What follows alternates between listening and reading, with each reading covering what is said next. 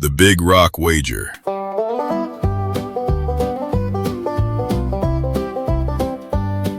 The year was 1940, and life in McDonald County rolled along like the Elk River itself, slow in the shallows and quick where it needed to be. Zebulon Stripe had 250 acres, a wife who could clean a catfish faster than most men could talk about catching one, and a reputation for tall talk that stretched clear from Knoll to Pineville. It was that reputation, and a jug of Dale McKim's home brew, that got him into the fix that folks around these parts still talk about. It started on a Sunday after church, which is generally when the worst ideas in McDonald County got hatched, on account of everybody had a full stomach and an empty afternoon. Zeb was standing outside the little white church, jawing with Dale McKim and Jimmy Collins, when the subject of Big Rock came up, as it always did whenever Zeb had gone more than a week without mentioning it.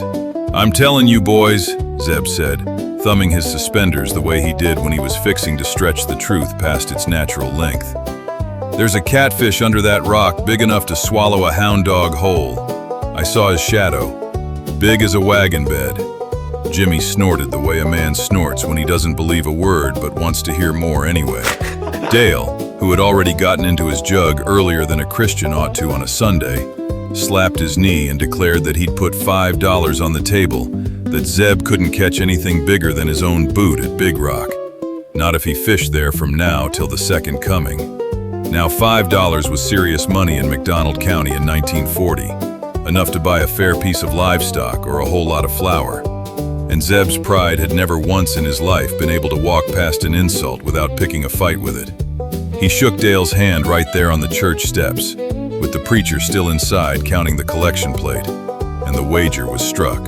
Zeb would catch a fish bigger than any man in the county had ever pulled from Big Rock, and he'd do it by the following Saturday, with witnesses present to see it done fair and square.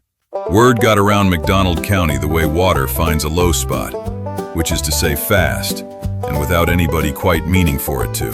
By Wednesday, half of Knoll had heard about the bet, and by Friday, folks were planning to walk down to the river just to watch a grown man make a fool of himself, or else prove himself a prophet, depending on how things turned out. Janie Stripe was not amused. She stood in the kitchen with her hands on her hips, watching Zeb sharpen hooks at the table like a man preparing for war rather than fishing.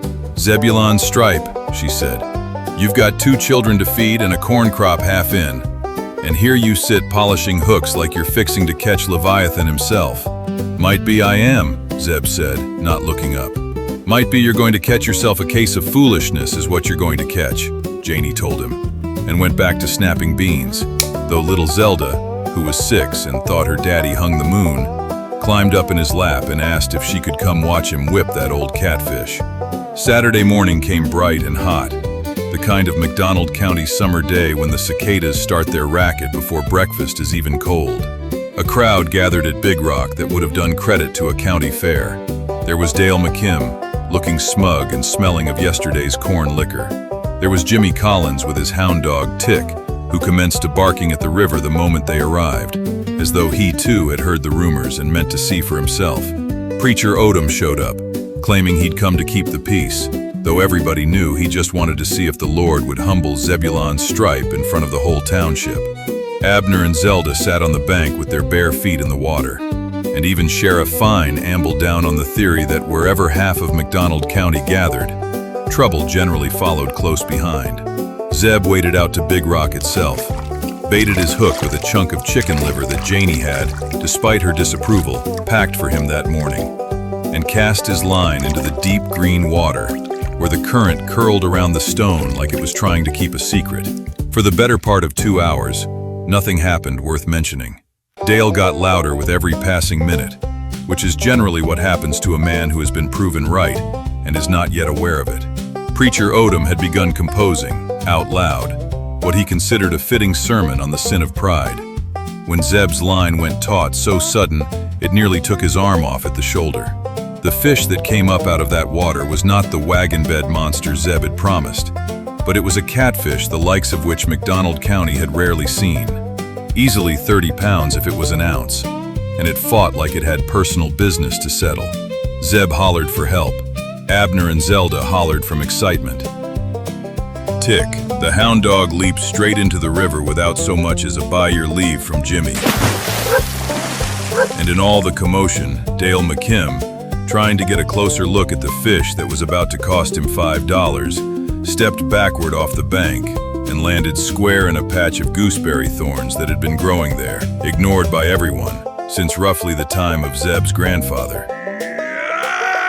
The sound Dale made coming out of those brambles was not a sound fit for a church deacon to hear, and Preacher Odom's sermon on pride got set aside entirely in favor of a fit of laughter he later had to apologize for from the pulpit.